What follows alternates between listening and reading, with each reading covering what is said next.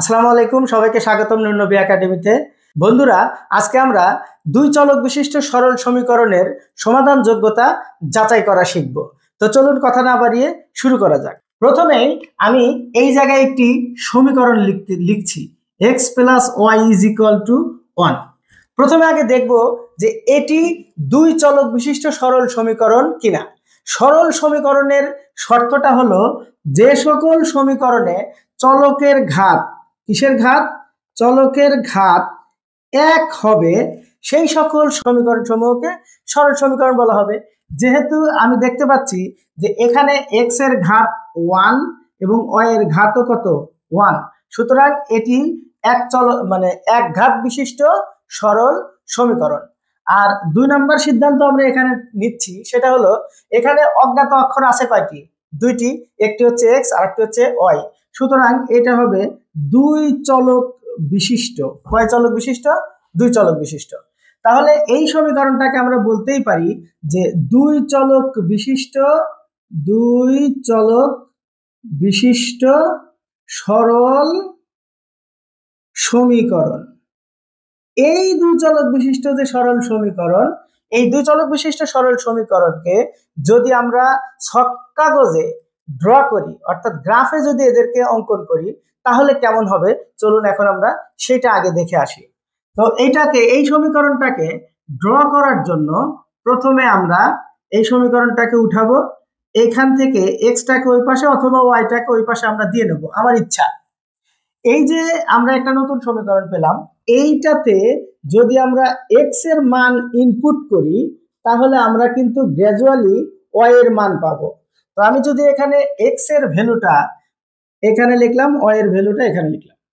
X এর value আমি শুরুতেই 0 বসাবো। যদি এক্স এর ভ্যালু এখানে 0 হয় তাহলে ওয়াই এর ভ্যালুটা কত হবে? ওয়াই এর ভ্যালুটা হবে 1। আমরা যদি এক্স এর ভ্যালুটাকে এই জায়গায় 1 বসাই তাহলে আমরা ওয়াই এর ভ্যালুটা পাবো কত? 0। আমরা এক্স এর ভ্যালুটাকে যদি 2 বসাই তাহলে আমরা ওয়াই এর ভ্যালুটা পেয়ে যাব কত? -1। আমরা যদি এক্স এর ভ্যালুটা 3 বসাই তাহলে আমরা পেয়ে যাব ওয়াই এর ভ্যালুটা কত? -2। এই যে বিন্দুগুলো আমরা পেলাম, 0 1 বিন্দু, 1 0 বিন্দু, 2 -1, 3 -2 বিন্দু, এই বিন্দুগুলোকে যদি আমরা ছক কাগজে ইনপুট করি তাহলে ছবিটা কেমন দেখায়? এই বিন্দুগুলোকে ছক কাগজে ইনপুট করার জন্য আমরা মনে করলাম ছক কাগজের এটি হচ্ছে এক্স অক্ষ, এটি হচ্ছে ওয়াই অক্ষ। এই দুটা অক্ষ যে বিন্দুতে মিলিত হয় সেটা হচ্ছে মূল বিন্দু। এই দুইটা অক্ষের এই মূল বিন্দু থেকে ডান দিকে এক্স অক্ষ বরাবর ডান দিকে গেলে এক্স এর ভ্যালুটা হবে পজিটিভ, বাম দিকে আসলে এক্স এর ভ্যালুটা হবে নেগেটিভ। উপরে আসলে ওয়াই এর ভ্যালুটা হবে পজিটিভ, নিচের দিকে আসলে ওয়াই এর ভ্যালুটা হবে নেগেটিভ। মানে এই দিক আর এইদিকে গেলে পজিটিভ এক্স এর মান, উপরে উঠলে ওয়াই এর মান পজিটিভ, নিচে নামলে ওয়াই এর মান নেগেটিভ। আর এই পাশে আসলে সমস্ত ঘরে, এই ঘরে এবং এই ঘর, দুই ঘরেই এক্স এর ভ্যালুটা হবে ঋণাত্মক। তো আমরা 0 1 এই বিন্দুটাকে যদি ইনপুট করতে চাই তাহলে এক্স এর মান 0 মানে এখানেই থাকবে, 1 এটা পজিটিভ ওয়াই এর মান, তাহলে এইখানে ধরলাম এইটা হলো আমাদের 0 1 পয়েন্ট। এখন যদি আমরা এই বিন্দুটাকে ইনপুট করি 1 0, তার মানে 1 এক্স এর মান পজিটিভ, তার মানে এই দিক যেতে হবে, এইটা হলো 1। আর এই 0 মানে উপরেও যাবে না নিচেও যাবে না, এই জায়গাতেই থাকবে, তার কারণে এই বিন্দুটা হবে 1 0 পয়েন্ট। এখন যদি আমরা 1 0টাকে যদি লিখতে চাই তাহলে কত হবে? এটা তো দেখলামই, 2 যদি হয় এক্স এর ভ্যালু, এটা 1 এটা 2, আর ওয়াই এর ভ্যালুটা মাইনাস আছে, তার মানে নিচের দিকে যাবে, কয় ঘর? এক ঘর, এইখানে আসবে এই এক ঘর, এটা হলো 2 1 পয়েন্ট। আমরা যদি এই পয়েন্টটাকে ইনপুট করি তাহলে কত হবে? এক্স এর ভ্যালুটা হলো 3, মানে এই জায়গায় 1 2 3, আর ওয়াই এর ভ্যালুটা কত? -2, তার মানে নিচের দিক যাবে, এইটা হলো -2, তার মানে 3 2। এই বিন্দুগুলোকে যদি আমরা যোগ করে দেই তাহলে কিন্তু এরকম আমরা পেয়ে যাব সরল রেখা। তার মানে দুই চলক বিশিষ্ট সরল সমীকরণকে যদি আমরা লেখচিত্রে অঙ্কন করি তাহলে একটি সরল রেখা পাওয়া যায়। তার মানে এই সমীকরণটাকে আমরা সরল রেখার সমীকরণ বলতেই পারি। আমরা এখানে তাহলে সিদ্ধান্ত নিলাম যে এটা দুই চলক বিশিষ্ট সমীকরণ এবং সরল রেখার সমীকরণ, সরল রেখার সমীকরণ। এখন আমরা দুইটি দুই চলক বিশিষ্ট সরল সমীকরণ নিয়ে একটি সমীকরণ জোট গঠন করার চেষ্টা করব। তো আমরা শুরুতেই এখানে নিলাম x + y = 4, এটা একটা সমীকরণ। আর আরেকটা নিলাম x - y = 2, এটি আরেকটি সমীকরণ। এই দুটাকে যদি আমরা একত্রে বলি তাহলে সেটা হবে সমীকরণ জোট। প্রথমে আগে এই দুটি সমীকরণকে যদি আমরা ছক কাগজে বসাই তাহলে কি কি ক্যারেক্টার হতে পারে সেটা আমরা দেখি। 1 নম্বর সমীকরণের জন্য আমি একটি সরলরেখা পাবো, 2 নম্বর সমীকরণের জন্য আমি একটি সরলরেখা পাবো। এই দুটি সরলরেখা তিনটি বৈশিষ্ট্য বহন করতে পারে। কেমন? এই দুটি প্রথম কেসটা হলো এই দুটি সরলরেখা পরস্পরকে একটা বিন্দুতে ছেদ করতে পারে। এই দুটি সরলরেখা পরস্পরকে থেকে সমান্তরালে থাকতে পারে, মানে সমান দূরে অবস্থান করতে পারে। এই দুটি সরলরেখা একটি আরেকটার উপরে স্থাপিত হতে পারে। এটি মনে করো 1 নম্বর সমীকরণ, আর এইটি হলো 2 নম্বর সমীকরণ। তাহলে একটি সমীকরণ আরেকটি সমীকরণ, একটি সরলরেখা আরেকটি সরলরেখার উপর স্থাপিত হয়েছে। তাহলে এরকম হলে আমরা বলবো পরস্পর ছেদী,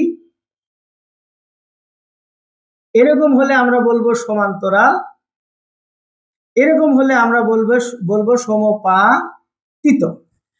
এই দুটি সরলরেখা যদি ছক কাগজে অঙ্কন করি তাহলে এই 3 ক্যারেক্টারের যে কোনো একটি ক্যারেক্টার হবে।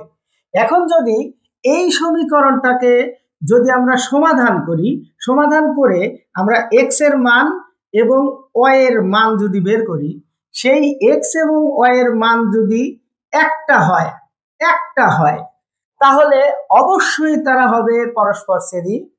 যদি x এবং y এর মানটা অসংখ্য হয়, x এবং y এর মান অসংখ্য মানে অনেকগুলা মানের জন্যই এই সমীকরণ দুইটা মানে একই অর্থ বহন করে, মানে সমাধানযোগ্য, তাহলে সেইটা হবে হচ্ছে এই 3 নাম্বারটা, অর্থাৎ সমপাতিত। যদি x এবং y এর অসংখ্য মান আমরা পাই তাহলে ওই সমীকরণ দুটি দ্বারা যে দুটি সরলরেখা সংগঠিত হবে তারা পরস্পরকে উপর সমপাতিত হবে। আর যদি এমন হয় যে x এর মান এবং y এর মান পুরোটাই নির্ণয় করা যাচ্ছে না, তার মানে এর কোনো সমাধানই নাই, তখন আমরা মনে করব যে ওই দুটি সরলরেখা পরস্পর সমান্তরাল ভাবে আছে। এখন আমরা আরো একটা জিনিস দেখব, যদি পরস্পর ছেদী হয় তাহলে এখান থেকে আমরা কয়েকটা সিদ্ধান্ত নিতে পারি। একটি সিদ্ধান্ত হলো যদি এরকম পরস্পর ছেদী হয় তাহলে অবশ্যই একটি মাত্র সমাধান আছে, একটি মাত্র সমাধান থাকবে। 2 নাম্বারটা হলো যে এই যে পরস্পর ছেদী যদি হয় আর সমাধান যদি থাকে তাহলে অবশ্যই সেটা সমঞ্জস। আর 3 নাম্বারটা হলো যদি সমঞ্জস হয়, এবং দেখো এই একটি মাত্র সমাধান থাকলে সেটা হবে অনির্ভরশীল, মানে একটি আরেকটার উপর নির্ভর করবে না, ওই দুইটা সমীকরণের মধ্যে একটি আরেকটার উপর নির্ভর করবে না।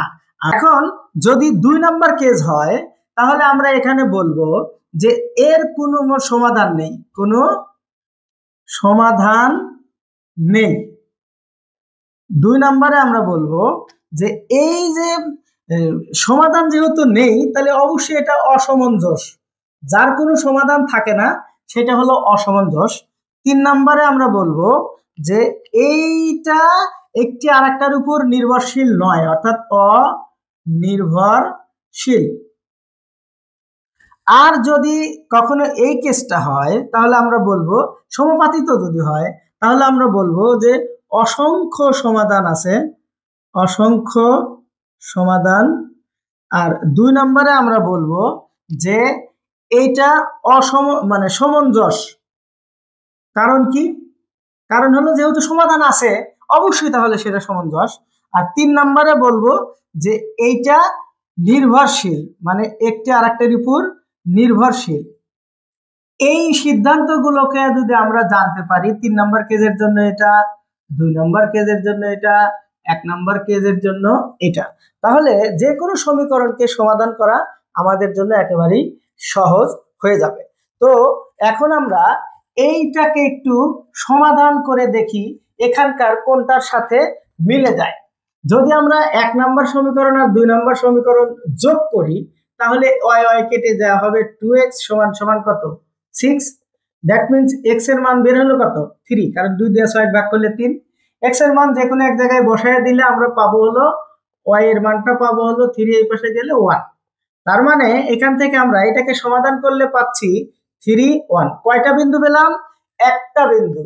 যদি একটা বিন্দু থাকে তাহলে এই দুটি সরল সমীকরণ দ্বারা যে দুটি মানে তোমার সরল রেখা পাওয়া যাবে তারা অবশ্যই এবং অবশ্যই কি হবে পরস্পর ছেদি হবে। তাদের লেখচিত্র অঙ্কন করলে তারা অবশ্যই পরস্পর ছেদি হবে। এই পরস্পর ছেদি যদি হয় তাহলে আমরা বলতে পারি যে এই দুটি সমীকরণ মিলে যে সমীকরণ জোটটা হয়েছে তার একটি মাত্র সমাধান থাকবে এবং অবশ্যই সমঞ্জস মানে কনসিস্টেন্ট। আর যদি এবার লাস্টেরটা আমরা বলবো যে অনির্ভরশীল, মানে একই সংখ্যা যোগ অথবা একই সংখ্যা গুণন অথবা ভাগ করলে কখনোই একটি সমীকরণ থেকে আরেকটা সমীকরণে শিফট হওয়া যাবে না, তার মানে পরস্পর অনির্ভরশীল। এখন আমরা একটু এটাকে ফর্মুলায় বোঝার চেষ্টা করি যে কি কি কাজ মানে কারণে এই জিনিসটাতে তোমার এই পরস্পর ছেদি হইলো এবং একটি মাত্র সমাধান থাকলো আর সমঞ্জস আর অনির্ভরশীল হলো।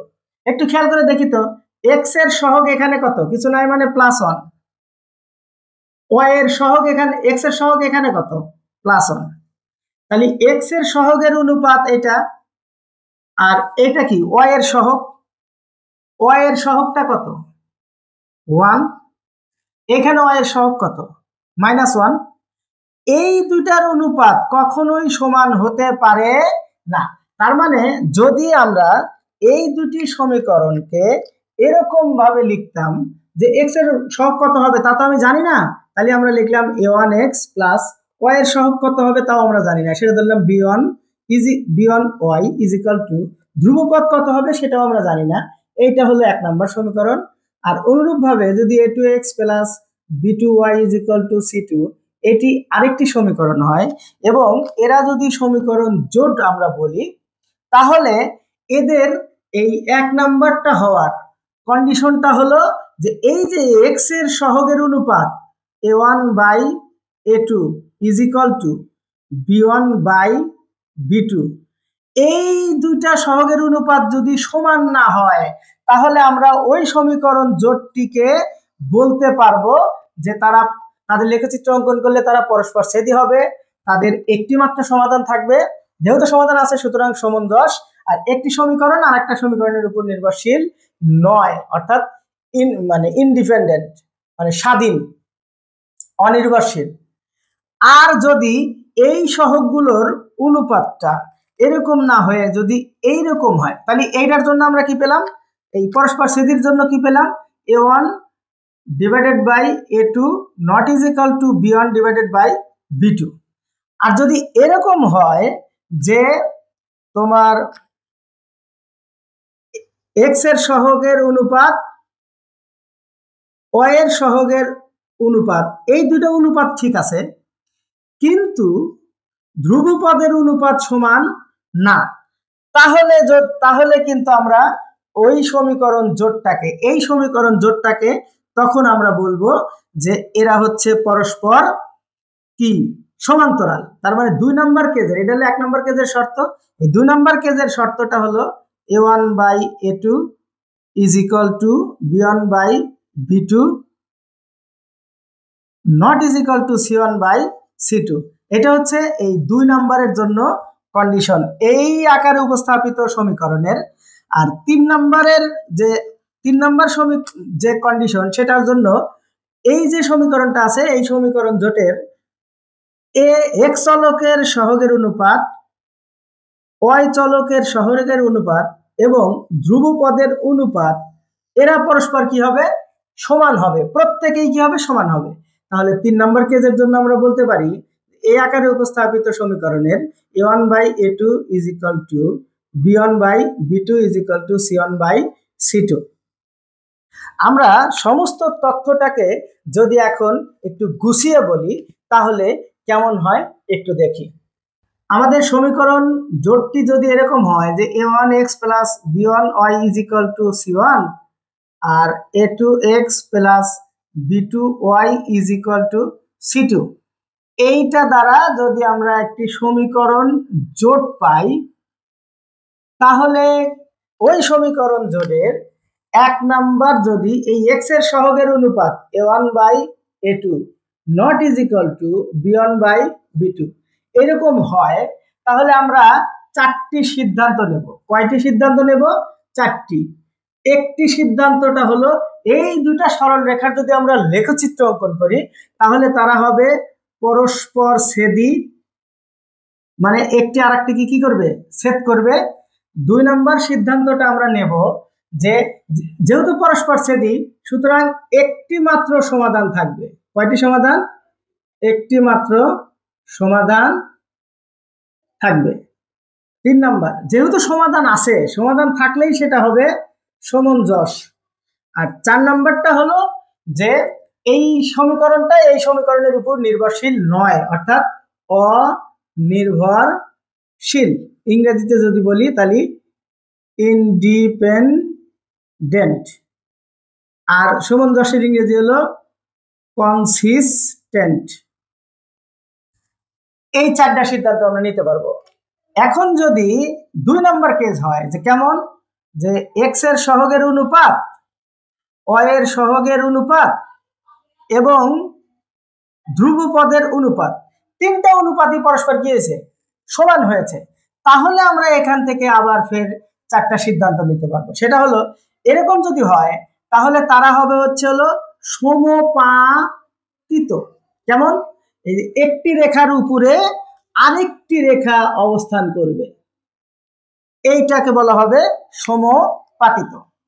2 নম্বরে আমরা সিদ্ধান্ত নিতে পারবো, যেহেতু সমপাতিত তাহলে অসংখ্য বিন্দুর সাথে মিলে গেছে, তাহলে সমাধান হবে অসংখ্য, মানে অসংখ্য সমাধান থাকবে। 3 নম্বরে আমরা সিদ্ধান্ত নেব যেহেতু সমাধান আছে, তাহলে ডেফিনেটলি সেটা সমঞ্জস। আর 4 নম্বরে আমরা বলবো যে এটা হলো একটি আরেকটির উপর নির্ভরশীল, কারণ সবগুলাই যেহেতু অনুপাত সমান, তাহলে একটি আরেকটির উপর অবশ্যই কি নির্ভরশীল, মানে একই সংখ্যার গুণন অথবা ভাগ করলে মানে সমীকরণ, এক সমীকরণ থেকে অন্য একটা সমীকরণে শিফট হওয়া যাবে। তাহলে অবশ্যই আমরা বলবো এরা হচ্ছে নির্ভরশীল, মানে এটা হলো কনসিস্টেন্ট, এটা হলো ডিপেন্ডেন্ট, মানে হচ্ছে নির্ভরশীল। আর যদি এরকম হয় 3 নম্বর কেসে, x এর সহগের অনুপাত আর y এর সহগের অনুপাত, এই দুটা x এর সহগের অনুপাত আর y এর সহগের অনুপাত সমান হয়েছে, কিন্তু ধ্রুবপদের অনুপাত সমান নয়, সেক্ষেত্রে আমরা 4টি সিদ্ধান্ত নেব। একটি হলো যে এই দুটি সরল রেখা দ্বারা যে সমীকরণ দ্বারা যে দুটি সরল রেখা হবে, তারা হবে হলো সমান্তরাল। তারা কেমন হবে? সমান্তরাল। এই যে এরকম হবে। 2 নাম্বারটা হবে হলো যে আমরা যেহেতু একটি আরেকটি এই সমান্তরাল, একটা ওকে ছেদ করে নাই, তাহলে এর কোনো সমাধান থাকবে না, এর কোনো সমাধান নেই। 3 নাম্বার, যেহেতু সমাধান নেই, সমাধান থাকলে সেটা সমঞ্জস, আর সমাধান না থাকলে ওই সমীকরণ জোটটাকে বলা হয় হলো অসমঞ্জস। অসমঞ্জস হলো ইনকনসিস্টেন্ট। আর 4 নম্বরে আমরা সিদ্ধান্তটা নেব যে এটা যেহেতু মিল নাই, সবকিছু যদি মিল থাকে তাহলে সেটা নির্ভরশীল, আর যদি কোথাও কোনো জায়গায় নট ইজ ইকুয়াল টু থাকে, তাহলে সেটা অবশ্যই অনির্ভরশীল। এভাবে যদি আমরা বুঝে বুঝে সমীকরণের সমাধান যোগ্যতা যাচাই করার চেষ্টা করি, তাহলে অবশ্যই আমাদের মানে ভালো হবে। আশা করি ব্যাপারটা বুঝাইতে পেরেছি। যদি আমার ভিডিও আপনাদের ভালো লাগে, অবশ্যই আমার ভিডিওতে একটি লাইক করবেন, কমেন্ট করবেন, শেয়ার করে সবাইকে দেখার সুযোগ করে দিবেন, এবং ফেসবুকে দেখে থাকলে অবশ্যই পেজটিকে ফলো করবেন, আর ইউটিউবে দেখলে সাবস্ক্রাইব করবেন। ধন্যবাদ, ভালো থাকবেন।